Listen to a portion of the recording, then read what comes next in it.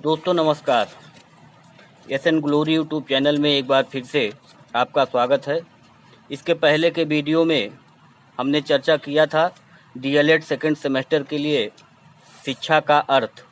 तो शिक्षा के अर्थ को हमने विभिन्न रूपों में देखा था कि शिक्षा का वास्तविक अर्थ क्या है, शिक्षा का शाब्दिक अर्थ क्या है, शिक्षा का संकुचित अर्थ क्या है, शिक्षा का व्यापक अर्थ क्या है। तो इस तरीके से शिक्षा के अर्थ की जो चर्चा है वो पहले वीडियो में हमने किया था। अब यहाँ हम देखते हैं कि शिक्षा की परिभाषा, कुछ परिभाषा के बारे में जो विभिन्न शिक्षा शास्त्रियों के द्वारा दी गई है। तो सबसे पहली परिभाषा जो दी गई है हम चर्चा करेंगे वो विवेकानंद जी की, विवेकानंद की। तो विवेकानंद ने शिक्षा के बारे में क्या कहा कि शिक्षा जो है व्यक्ति की उस पूर्णता का, शिक्षा व्यक्ति की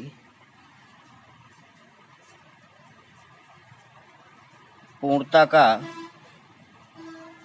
विकास है जो मनुष्य में सन्निहित है,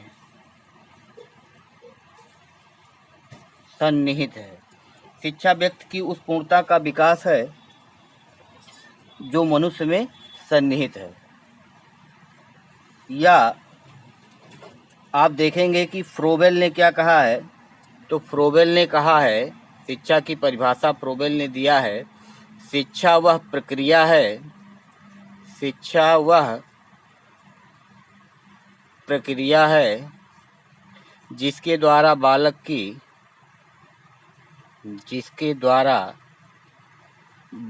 की जन्मजात शक्तियाँ बाहर प्रकट होती हैं। ये फ्रोबेल की परिभाषा है। तो फ्रोबेल को लें या विवेकानंद को लें, इन दोनों लोगों ने यही कहा है कि एक बच्चे के अंदर जो क्षमताएं होती हैं, जो उसके अंदर निहित योग्यताएं होती हैं, उसी क्षमताओं को, योग्यताओं को बाहर लाना, प्रकट करना ही शिक्षा होता है। तो विभिन्न विद्वानों ने शिक्षा की परिभाषा भिन्न भिन्न रूपों में दी है। तो हर किताब में ये मिल जाएगा। आप किसी भी किताब में शिक्षा की परिभाषा के बारे में आप देख लेंगे। अब परिभाषा के बाद हम चर्चा करेंगे कि शिक्षा का महत्व क्या होता है। तो शिक्षा के महत्व की अगर चर्चा करें, शिक्षा का महत्व, शिक्षा के महत्व की अगर चर्चा करें तो हम देखेंगे कि शिक्षा का जो क्षेत्र है वो बहुत व्यापक है। इसके अंतर्गत वे सभी कार्य आ जाते हैं जो एक व्यक्ति को सुखी जीवन बनाने में योगदान देते हैं। जितने भी सामाजिक कार्य हैं वो उचित हैं कि नहीं हैं, या जितने भी कार्य हैं वो उचित हैं कि नहीं है, यह हम कब जान पाएंगे, जब हम शिक्षा ग्रहण किए होंगे तभी। कहने का तात्पर्य यह है कि सामान्य रूप से शिक्षा व्यक्ति की मूल प्रवृत्तियों का नियंत्रण करता है, मार्गांतरीकरण करता है और शोधन करते हुए उसकी जो जन्मजात शक्तियां होती हैं उसके विकास में इस प्रकार की सहायता प्रदान करता है कि उसका सर्वांगीण विकास हो। फिर से एक बार समझिएगा कि शिक्षा जो है वो व्यक्ति की जो मूल प्रवृत्तियां होती हैं, तो मूल प्रवृत्तियों का करता क्या है शिक्षा, उस पर नियंत्रण करता है, उसका मार्गांतरीकरण करता है, उसका शोधन करता है, और उसके अंदर जो जन्मजात शक्तियां होती हैं, एक बालक के अंदर जो जन्मजात क्षमताएं होती हैं, जो जन्मजात योग्यताएं होती हैं, उसमें इस प्रकार की सहायता प्रदान करता है कि उस बच्चे का सर्वांगीण विकास संभव हो सके। चारित्रिक विकास, नैतिक विकास, सामाजिक भावनाओं को विकसित करने में भी शिक्षा प्रमुख योगदान देता है।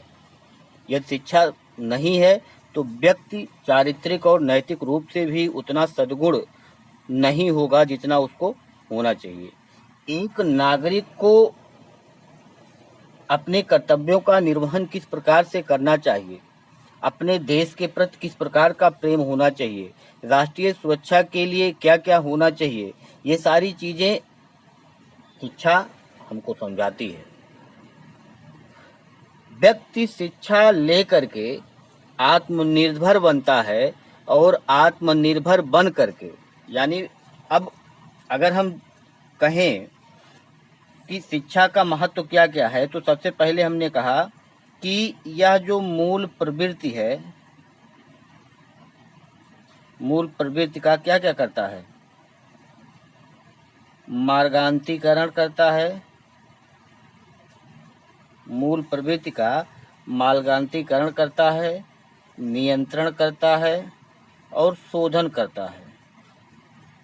फिर क्या करता है, ये सर्वांगीण विकास करता है, सर्वांगीण विकास करता है। फिर क्या करता है शिक्षा, व्यक्ति को सामाजिक बनाता है। फिर क्या करता है शिक्षा, व्यक्ति को नैतिक और चारित्रिक रूप से सुदृढ़ करता है। फिर शिक्षा क्या करता है, करणीय और आकरणीय में भेद, आकरणीय और करणीय में भेद करता है कि कौन से कार्य हमको करने चाहिए और कौन से कार्य हमको नहीं करने चाहिए।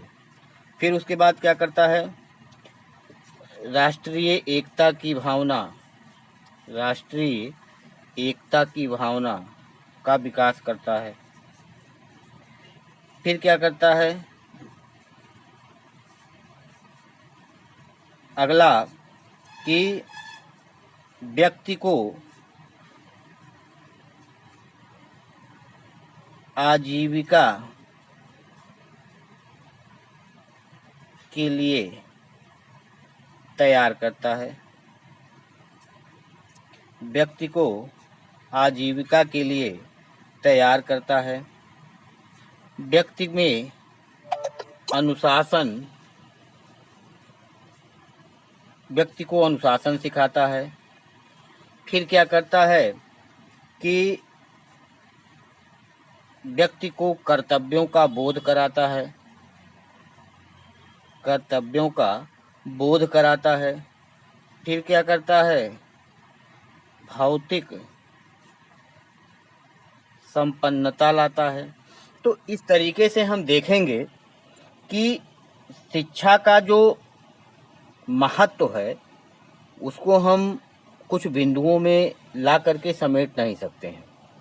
अगर हम देखें शिक्षा के महत्व की बात करें तो हमने कुछ बिंदुओं की चर्चा की, जैसे मूल प्रवृत्तियों का शोधन, मार्गान्तीकरण और नियंत्रण। मूल प्रवृत्ति क्या होता है कि बच्चा जो कुछ यहाँ आके नहीं सीखता है, जैसे मछली को तैरना सीखना नहीं पड़ता है, उसकी मूल प्रवृत्ति होती है वह सिखा सिखाया होता है। तो कुछ ऐसे भी गुण होते हैं मनुष्य के अंदर जो मनुष्य को सीखना नहीं पड़ता है, लेकिन उनका विकास कैसे हो, समुचित विकास जिसकी ज़रूरत है उसका विकास कैसे हो, तो इसके लिए शिक्षा महत्वपूर्ण योगदान देता है।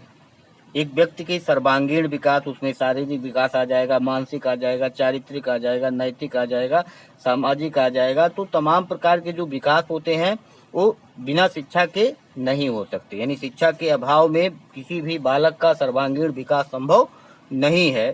शिक्षा ही व्यक्ति को सामाजिक बनाता है, व्यक्ति को नैतिक बनाता है, व्यक्ति को चरित्र उसका अच्छा रखता है। तो इस प्रकार से शिक्षा के महत्व की चर्चा अगर की जाए तो एक बच्चे के लिए शिक्षा बहुत ही महत्वपूर्ण है, और बच्चे को यह समझने में कि हमको क्या करना चाहिए और क्या नहीं करना चाहिए, यानी करणीय और अकरणीय में जो विभेद होता है वह शिक्षा के ही द्वारा संभव हो पाता है। राष्ट्रीय एकता की भावना, व्यक्ति को आजीविका के लिए तैयार करना, अनुशासन की भावना उसके अंदर विकसित करना, कर्तव्यों का बोध कराना, भौतिक संपन्नता, ये बिना शिक्षा के कुछ भी संभव नहीं है। तो शिक्षा जो है वो बहुत ही महत्वपूर्ण है एक बालक के सर्वांगीण विकास के लिए। तो आज हमने चर्चा किया कि शिक्षा की परिभाषा के बारे में और शिक्षा की महत्व के बारे में। तो शिक्षा की अगर और एक आध परिभाषा के बारे में हम देखना चाहें तो देख सकते हैं कि जैसे टैगोर ने क्या कहा, टैगोर ने शिक्षा के बारे में क्या कहा, इसको अगर हम देखना चाहें तो शिक्षा का अर्थ मस्तिष्क को इस योग्य बनाना, मस्तिष्क को इस योग्य बनाना, मस्तिष्क को इस योग्य बनाना कि वह सत्य की खोज कर सके, कि वह सत्य की खोज कर सके, सत्य की खोज कर सके तथा अपना बनाते हुए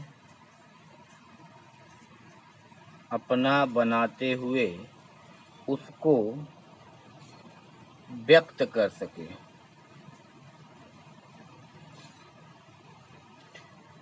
मस्तिष्क को इस योग्य बनाना कि वह सत्य की खोज कर सके और सत्य को अपना बनाते हुए और उसकी वो व्याख्या यानी अपनी शब्दों में वह उसको बता सके। तो यह बताया है किसने? टैगोर ने। तो सुकरात ने कहा, सुकरात की अगर चर्चा की जाए, सुकरात ने कहा कि शिक्षा का अर्थ है, शिक्षा का अर्थ है, शिक्षा का अर्थ है प्रत्येक मनुष्य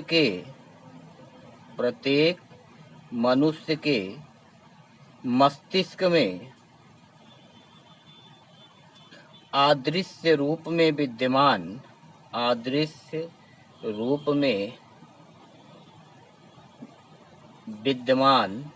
संसार के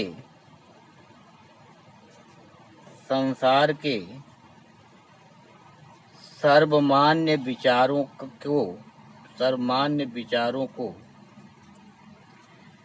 प्रकाश में लाना। यानी मनुष्य के मस्तिष्क में जो कुछ अदृश्य रूप में विद्यमान है उसी को संसार के सामने लाना ही क्या है? शिक्षा है। जो उसको संसार के सामने लाएगा वही शिक्षा है। और यही विवेकानंद ने भी कहा कि शिक्षा मनुष्य के अंदर सन्निहित पूर्णता का प्रदर्शन है। मनुष्य के अंदर जो क्षमताएं हैं, जो योग्यताएं हैं, उसी को बाहर निकालना कि क्या है? शिक्षा है। तो अगर हम इसको देखें, शिक्षा पे अगर हम बात करें तो शिक्षा वही है जो एक बालक के अंदर जो क्षमता है, जो शक्ति है, जो योग्यता है, इन्हीं योग्यताओं, क्षमताओं और शक्तियों को बाहर निकालना यही क्या कहलाता है? यही शिक्षा कहलाता है। तो एक व्यक्ति में, एक बालक में जो कुछ शक्तियां विद्यमान हैं, उन्हीं शक्तियों को बाहर निकालने का कार्य जो करता है उसी को शिक्षा कहा जाता है। और शिक्षा के अभाव में कोई भी बालक सर्वांगीण विकास नहीं कर सकता है, उसका हर पहलू विकास नहीं कर सकता है। जैसे जब एक छोटा सा बीज जो होता है, जैसे पीपल का पेड़ आपने देखा होगा कि पीपल का एक पेड़ होता है, वह बहुत बड़ा होता है और उसके बीज को आपने देखा होगा तो बीज उसका बहुत छोटा सा होता है। और इसी छोटे से बीज में उस उतने बड़े वृक्ष का पूरा स्वरूप, पूरा ढांचा छिपा हुआ होता है। यदि इस छोटे से बीज को सही धूप मिले, सही खाद मिले, सही पानी मिले, सही मिट्टी मिले, यानी इसका जो पर्यावरण हो, इसका जो परिवेश हो, इसका जो वातावरण हो, यदि उसके अनुकूल मिलता है तो यह उस वृक्ष, जो बड़े वृक्ष के रूप में विकसित होगा। और अगर इसको उस रूप में खाद बीज पानी नहीं मिलता है तो वह उस वृक्ष के रूप में विकसित नहीं हो पाएगा। यही शिक्षा का भी कार्य है कि एक बालक के अंदर बहुत सारी शक्तियां विद्यमान होती हैं और उन शक्तियों को बाहर निकालना ही शिक्षा का कार्य है। तो आज हमने चर्चा किया कि शिक्षा की परिभाषा के बारे में। शिक्षा की परिभाषा विवेकानंद ने क्या कहा, फ्रोबल ने क्या कहा, टैगोर ने क्या कहा, सुकरात ने क्या कहा, 4 परिभाषा। और उसके बाद शिक्षा के महत्व की बात। तो डीएलएड सेकेंड सेमेस्टर के अंतर्गत जो फर्स्ट पेपर है उसमें शिक्षा की परिभाषा और शिक्षा का महत्व के बारे में चर्चा हुआ। अब आगे हम चर्चा करेंगे दूसरे वीडियो में शिक्षा के उद्देश्य के बारे में, कि शिक्षा के उद्देश्य क्या होते हैं जो विभिन्न काल में, विभिन्न समय में, विभिन्न स्थान पे बदलते रहते हैं। प्राचीन काल में शिक्षा का उद्देश्य कुछ और था, मध्यकाल में शिक्षा का उद्देश्य कुछ और था, और आज वर्तमान में शिक्षा का उद्देश्य कुछ और है, यानी आधुनिक काल में शिक्षा का उद्देश्य कुछ और है। तो ये कब और किन परिस्थितियों में शिक्षा के उद्देश्य बदलते हैं, चर्चा इस पे होगी। और शिक्षा के उद्देश्य होते क्या हैं, चर्चा इस पे होगी। आज के लिए बस इतना ही। अगर आपको वीडियो अच्छा लगा हो तो इसको, चैनल को सब्सक्राइब कर लीजिए, अपने मित्रों में शेयर कर लीजिए। आपको यहाँ डीएलएड से संबंधित, यूपीटीईटी से संबंधित, सीटीईटी से संबंधित, सुपर टीईटी से संबंधित, यानी टीचर से संबंधित जो भी मैटर होगा यहाँ आपको उपलब्ध कराया जाएगा। धन्यवाद।